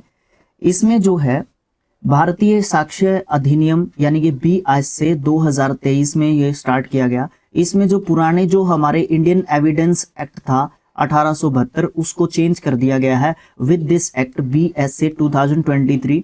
इसको डिजिटल युग के अनुरूप अपनाया गया है। इसका प्रमुख उद्देश्य जानते ही जो आपका हाईलाइटेड किया गया है उसको देखते ही आप ऑप्शन पे जाओगे, आराम से आप आंसर निकाल पाओगे।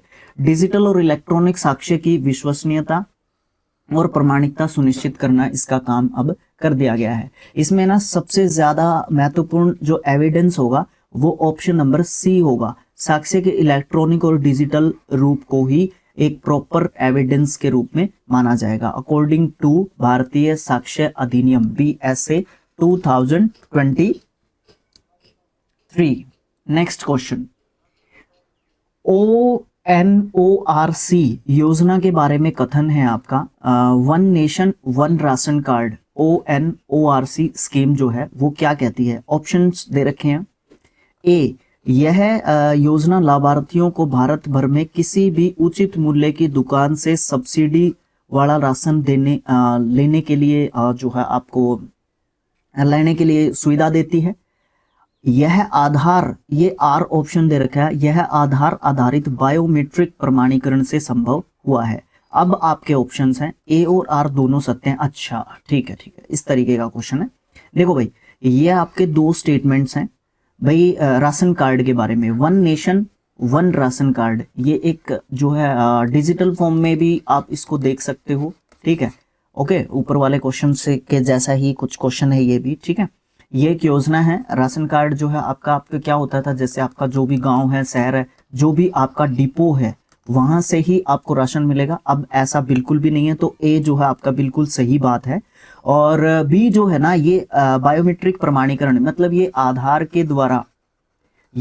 के द्वारा मतलब आपका अंगूठे का निशान लेके आपको कहीं से भी आप जो है राशन ले सकते हो। अब मान लो मैं हरियाणा से हूँ, ठीक है, मेरा गाँव है हरियाणा में मोहनगढ़, ठीक है। ओके, मैं रहता हूँ गुड़गांव, या मैं रहता हूँ मुंबई, या मैं रहता हूँ कहीं पे भी, तो वहां पे मैं आधार, जो भी सरकारी दुकानें या डिपो वगैरह होते हैं वहां से मैं राशन अपना ले सकता हूं। तो ये जो है one nation one ration card जो है आपका है। तो बातें दोनों सही हैं, ए और आर दोनों सत्य हैं। आर सही स्पष्टीकरण करता है, हाँ यही सही उत्तर है। बस अगले मुझे पढ़ने ही नहीं है। ए और आर दोनों सत्य हैं, लेकिन आर स्पष्टीकरण नहीं है, बिल्कुल स्पष्टीकरण है। ए और आर असत्य है, बिल्कुल गलत है। ए असत्य है, बिल्कुल गलत है। बस पहला ही जो है आपका बिल्कुल सही है। ये मैंने आपको बता ही दिया, कुछ ज्यादा एक्सप्लेनेशन आप लोग PDF में देख लेना। चेराव नाम का एक पारंपरिक बांस नृत्य है, ठीक है। चेराव नाम का एक बांस नृत्य है, ये कौन से राज्य का है? चेराव, ठीक है, ट्रेडिशनल बैम्बू डांस है ये मणिपुर का है, अरुणाचल प्रदेश का, या फिर मेघालय का, या फिर आपका मिजोरम का। तो ये आपका ऑप्शन नंबर डी है जो आपका मिजोरम। ये मिजोरम का जो है बैम्बू एक तरीके से डांस है, ठीक है। इसके बारे में स्पीड से पढ़ते हैं। चेराव जो नृत्य है आपका मिजोरम का सबसे पारंपरिक नृत्य है, ठीक है, ट्रेडिशनल डांस है। आमतौर पर बांस नृत्य इसको बोला जाता है। इसमें जमीन पर रखे गए लंबी लंबी छड़ों को तालबद्ध तरीके से खोलना और बंद करना शामिल होता है। नर्तक जो डांसर होता है बांसों के बीच लयबद्ध कदम रखते हैं और सुंदर गतियों का प्रदर्शन करते हैं। जो नृत्य होता है विशेष रूप से त्योहारों और उत्सवों में किया जाता है। मिजो संस्कृति की ये एक तरीके से पहचान है, जो कि मिजोरम में किया जाता है, ठीक है। ओके, अगला क्वेश्चन क्या कहता है सर, देख लेते हैं क्या कहता है।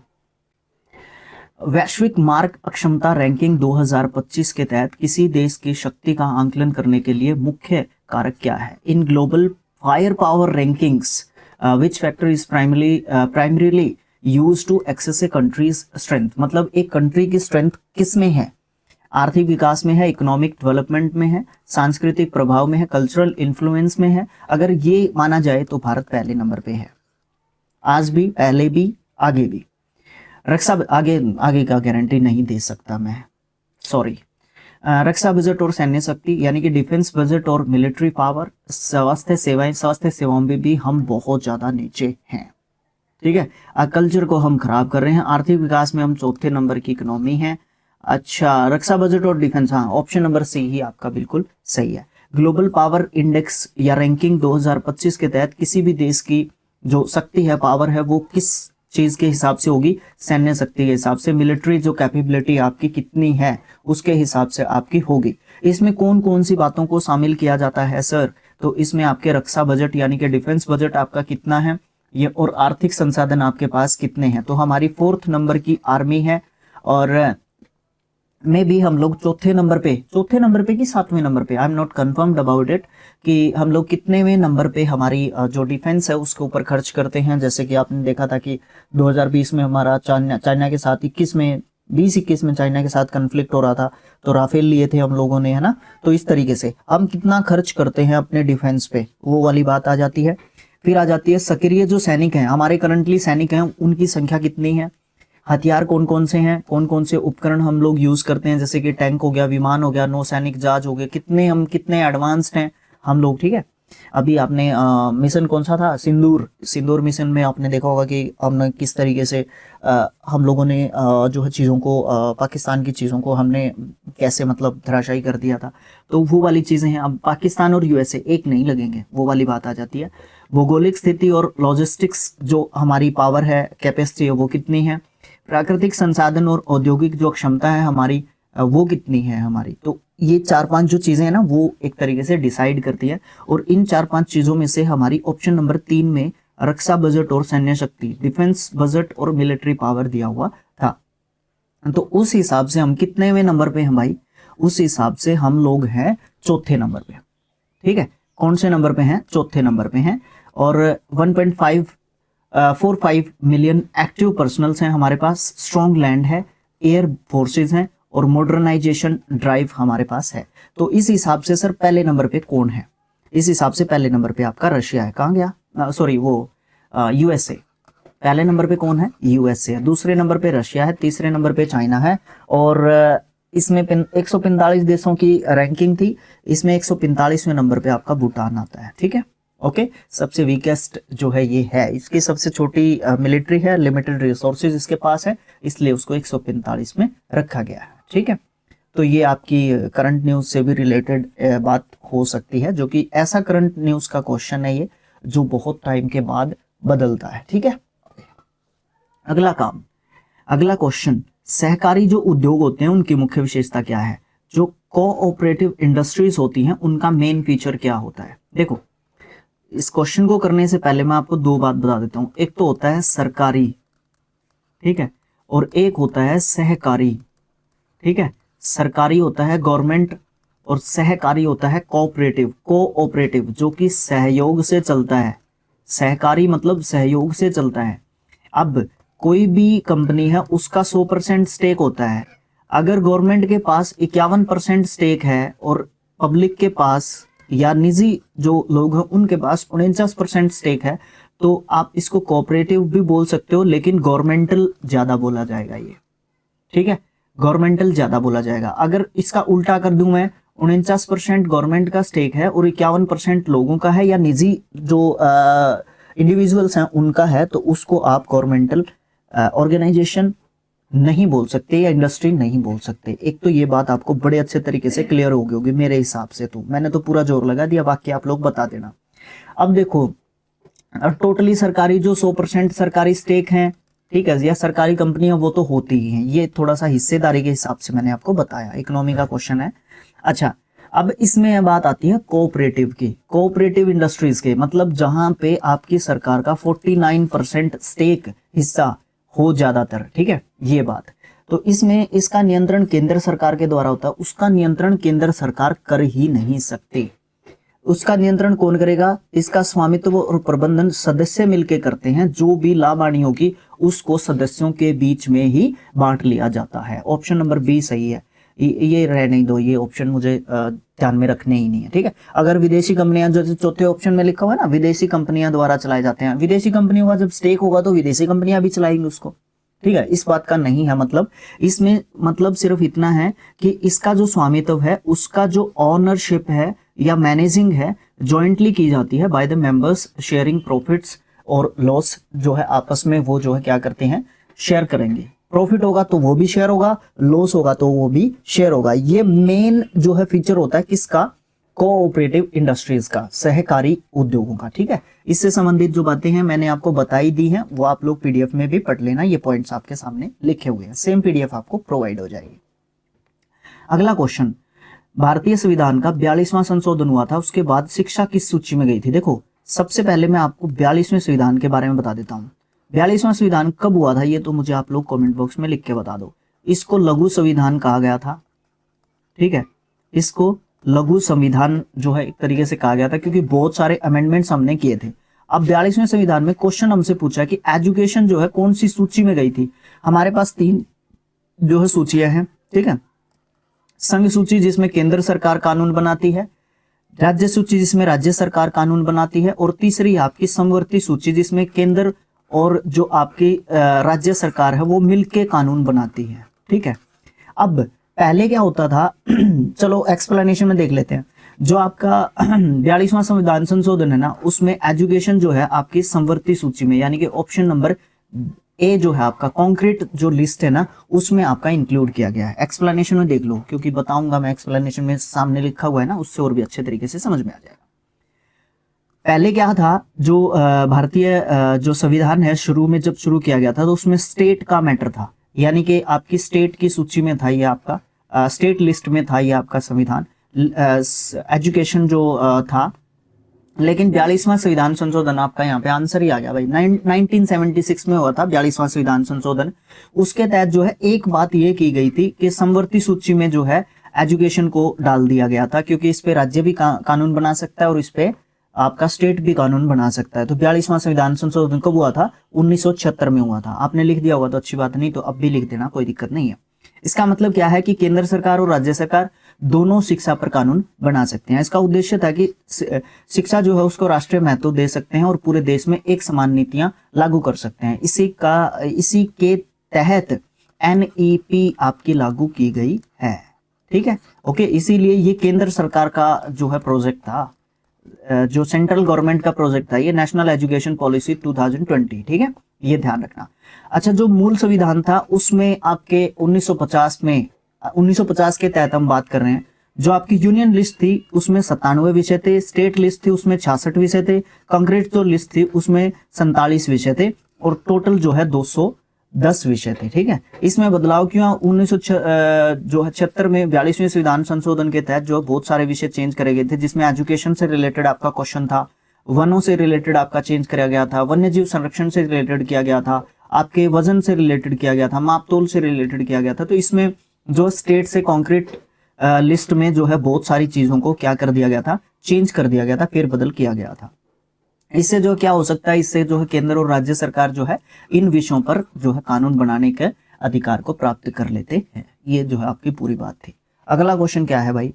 अगला क्वेश्चन आपका देखने को मिलता है 2024 में शुरू किए गए राष्ट्रीय जलवायु सेवा ढांचे यानी कि NFCS का मुख्य लक्ष्य क्या था? What is the main goal of National Framework for Climate Services NFCS launched in 2024?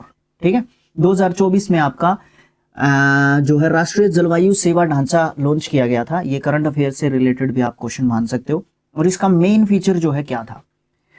उत्सर्जन व्यापार सीमाएं निर्धारित करनी थी, भूजल गुणवत्ता की जांच करना था। किससे रिलेटेड है? क्लाइमेट सर्विसेज से रिलेटेड है और जलवायु से रिलेटेड है। अच्छा, विभिन्न क्षेत्रों हेतु जलवायु आधारित जानकारी प्रदान करनी थी, और कंपनियों के लिए कार्बन ऑफसेटिंग अनिवार्य एक तरीके से करना था।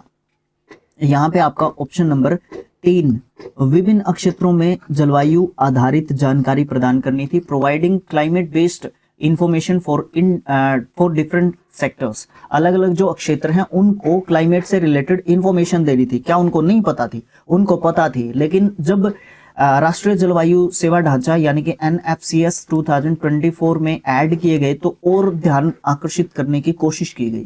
ठीक है, जैसे कि कार्बन इम्यूशन है, कार्बन को खत्म करने की कोशिश है। ठीक है, और भी बहुत सारी चीजें हैं जिससे एनवायरनमेंट का लगातार जो है क्या हो रहा है, हरासमेंट एक तरीके से हो रहा है, लगातार जो है डिग्रेडेशन आपको देखने को मिल रहा है। ठीक है, लगातार आपका एनवायरनमेंट में या फिर आपका वातावरण में ये सब जो है चेंजेस आपको लगातार आपको देखने को मिल रहे हैं। ठीक है, अच्छा, ये जो है 2024 में शुरू हुआ। इसका मुख्य उद्देश्य क्या रहा? कृषि, जल संसाधन, ऊर्जा, स्वास्थ्य, आपदा प्रबंधन जैसे क्षेत्रों को जलवायु आधारित जानकारी और पूर्वानुमान उपलब्ध करवाना है, जिससे हम अपनी फसल को बचा सकते हैं, जल को बचा सकते हैं, ऊर्जा को बचा सकते हैं, स्वास्थ्य अपना ठीक रख सकते हैं। आपदा कोई भी आने वाली है उससे पहले जो है हमें फोरकास्ट कर दिया जाए, उसके बारे में बता दिया जाए तो हम अपना बचाव कर सकते हैं, जान माल की हानि से अपने आप को बचा सकते हैं। ये वाली बात की जाएगी। फिर जो योजनाएं हैं, नीतियां हैं या निर्णय हैं और भी ज़्यादा बेहतर तरीके से चलाए जा सकें, ये भी जो है आपके NFCS जो है ध्यान रखेगा। और फिर WMO यानी कि वर्ल्ड मीटियोलॉजिकल जो आपकी ऑर्गेनाइजेशन है उसके ग्लोबल NFCS मॉडल पर जो है आधारित है। मतलब WMO ने भी कुछ चीज़ें जारी की थी, उसके हिसाब से NFCS जो है फोकस करता है उन्हीं चीज़ों के ऊपर। ठीक है, अच्छा, ये फोकस करता है जलवायु डेटा को उपयोगी सेवाओं में बदलने का, जिससे समाज और अर्थव्यवस्था दोनों का लाभ एक तरीके से मिले। तो ये जो है इसका मेन उद्देश्य रखा गया। अगला क्वेश्चन क्या है? भूपर्पट्टी जो है पृथ्वी की, ठीक है, उसमें ऑर्गन जो गैस है आपकी, ऑर्गन का सूत्र क्या होता है? AR। ये प्राकृतिक रूप से कैसे उत्पन्न होती है? How is organ gas naturally produced in earth crust? Crust में कैसे मिलती है वो? पोटेशियम का सूत्र होता है कि ये होता है क्या, जहां तक मुझे याद है, पोटेशियम 40 के रेडियोधर्मी क्षय के द्वारा, by radioactive decay of potassium 40, ज्वालामुखी विस्फोटों के द्वारा, बाय वोल्केनिक इरप्शंस के द्वारा। वोल्केनिक इरप्शंस के द्वारा कैसे होगा? इसको काट दो। पौधों में प्रकाश संश्लेषण के द्वारा, ब्रह्मांडीय किरणों की क्रिया के द्वारा, कुछ कुछ होता है। इसको मैं काट देता हूँ, वापिस ले लेता हूँ अपनी बात को। कुछ कुछ होता है, बट यहाँ पे आपका सही आंसर क्या आता है? जो आपका पोटेशियम 40 है उसके रेडियोधर्मी अक्षय के द्वारा, बाय रेडियो एक्टिव जो डिके लगातार देखने को मिलता है आपको पोटेशियम 40 के अंदर, उसके द्वारा होता है। समझ में नहीं आया सर? इसमें कुछ पॉइंट्स हैं आपके, इनसे आपको समझ में आने की पूरी पॉसिबिलिटी रहेगी। पृथ्वी की भूपर्पट्टी है, क्रस्ट है, उसमें ऑर्गन गैस का मुख्य स्रोत है रेडियोधर्मी समस्थानिक पोटेशियम 40। ये याद रखने की जरूरत नहीं है, पोटेशियम 40 को याद रखो। जब पोटेशियम 40 का अक्षय यानी कि डिके होता है तो इससे ऑर्गन जो 40 है वो उत्पन्न होती है। यही कारण है कि ऑर्गन गैस जो है पृथ्वी के वायुमंडल और भूपर्पट्टी दोनों जगह पे पाई जाती है प्राकृतिक रूप से, नेचुरली। ऑर्गन जो है एक निष्क्रिय गैस है, इनर्ट गैस है, इसलिए यह अन्य तत्वों के साथ आसानी से प्रतिक्रिया नहीं करती है और वातावरण में स्थिर रहती है। तो ये कारण है आपका कि जो पोटेशियम है भूपर्पट्टी में और आपका एनवायरनमेंट में इक्वली पाई जाती है। ठीक है, या पाई जाती है, इक्वली नहीं। लास्ट क्वेश्चन रहेगा इस पर्टिकुलर शिफ्ट के लिए आपका, मौलिक अधिकार और DPSP डायरेक्टिव प्रिंसिपल्स के बीच सही संबंध क्या है? What is the correct relationship between fundamental rights and directive principles of state policy? दोनों को न्यायालयों के द्वारा लागू किया जाता है। DPSP मौलिक अधिकारों से अधिक शक्तिशाली है, मौलिक अधिकार वैकल्पिक हैं जबकि DPSP अनिवार्य हैं। और आपका क्या देखने को मिलता है? मौलिक अधिकार न्यायालयों के द्वारा लागू किए जाते हैं लेकिन DPSP नहीं। तो आपका ऑप्शन नंबर डी ही सही है। ठीक है, जो आपके क्या है, फंडामेंटल जो राइट्स हैं, ठीक है, फंडामेंटल राइट्स जो है आपके एक तरीके से आपके जो न्यायालय हैं उनके द्वारा लागू किए जाते हैं, लेकिन DPSP जो है बिल्कुल भी एनफोर्स नहीं किए जा सकते, उनको एनफोर्स नहीं किया जा सकता। सर इसके पीछे रीजन क्या है? चलो देख लेते हैं। देखो, सबसे पहले हम फंडामेंटल राइट्स की बात करते हैं, ठीक है, मौलिक अधिकारों की बात करते हैं। ये संविधान के कौन से भाग में दिए गए हैं? भाग 3 में दे रखे हैं। नागरिकों को व्यक्तिगत स्वतंत्रता और समानता की गारंटी देते हैं। कौन? फंडामेंटल राइट्स, मौलिक जो अधिकार हैं आपके न्यायालयों के द्वारा लागू किए जाते हैं। यदि इनका उल्लंघन होगा तो नागरिक जो है उच्चतम न्यायालय के आर्टिकल 32 और उच्च न्यायालय के आर्टिकल 226 के तहत जो है क्या कर सकते हैं, अपील कर सकते हैं कि मेरा जो मौलिक अधिकार है ये मुझे मिल नहीं रहा है। तो क्या मैं आपसे पूछ सकता हूं कि मौलिक अधिकारों की संख्या कितनी है, फंडामेंटल राइट्स की संख्या कितनी है, क्या मैं आपसे पूछ सकता हूं? अच्छा, ये तो आपके मौलिक अधिकार हो गए जो कि आपके कोर्ट के द्वारा लागू किए जाते हैं, जो कि इस बात से आपका पता चलता है, ठीक है, न्यायालयों के द्वारा लागू किए जाते हैं। उच्चतम न्यायालय यानी कि हाई कोर्ट और सुप्रीम कोर्ट जो है आपका इसमें बात करता है, ठीक है। अच्छा, उसके बाद आपके आते हैं DPSP, directive principles of state policy. ये जो है संविधान के कौन से भाग में दे रखे हैं, 4 में दे रखे हैं। राज्य को शासन की दिशा और सामाजिक आर्थिक न्याय के लिए मार्गदर्शित करते हैं। ये न्यायालयों के द्वारा लागू नहीं किए जाते, ये केवल सरकार के लिए निर्देश हैं, इनके लिए कानून जो है बाध्यकारी बिल्कुल भी नहीं है, ठीक है। ओके, तो इस तरीके से आपके 25 questions with explanation. I don't know कि कितना बड़ा ये वीडियो हुआ है, मुझे नहीं पता। 12 सितंबर का फर्स्ट जो शिफ्ट है ना वो आपने देखा विद ब्रीफ एक्सप्लेनेशन। भाई मुझे ये बता देना, ये एक्सप्लेनेशन साथ में इसके रखनी है या इसको मैं हटा दूं, क्योंकि वीडियो और भी लंबा जाएगा। फिर अगर मैंने ये लिख रखा है ना, मैं हाईलाइट कर लेता हूँ, इससे मैं आपको और ज़्यादा समझा पाता हूँ, और ज़्यादा चीज़ें कई बार दिमाग से स्किप भी हो जाती हैं चीज़ें, जैसे आर्टिकल आपके याद नहीं रहेंगे कि उच्चतम न्यायालय में कौन सा आर्टिकल था और आपके उच्च न्यायालय में कौन सा आर्टिकल था, है ना। तो ये चीज़ आपकी कई बार दिमाग से स्किप हो जाती है, तो इसलिए मैं इसको यहाँ पे ऐड कर रहा हूँ। और एक इसलिए ऐड कर रहा हूँ कि जब भी आपको मैं पीडीएफ प्रोवाइड करूँ ना, साथ में आपकी एक्सप्लेनेशन भी चली जाए आपके पास, ठीक है, ये बात हो जाएगी, ठीक है। बाकी आप लोग मुझे कमेंट बॉक्स में अपनी राय जरूर से मुझे बता सकते हैं, ठीक है।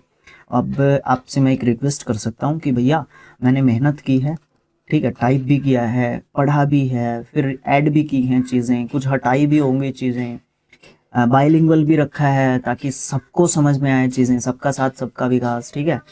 तो आप वीडियो को लाइक करना चाहिए आपको, और शेयर तो जरूर से करना चाहिए। सबसे इम्पोर्टेंट शेयरिंग है, शेयरिंग से आपके व्यूज़ आते हैं, ठीक है, और ज़्यादा स्टूडेंट आपसे जुड़ पाते हैं, तो वो वाली चीज़ आपको जरूर से करनी चाहिए।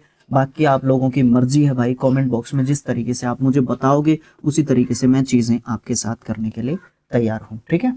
Okay, thank you so much. मिलेंगे जो आपका नेक्स्ट पार्ट होगा उसमें। Okay, bye bye, thank you so much. हाँ जी जनाब, बिल्कुल सही समय पे आपने कॉल किया है।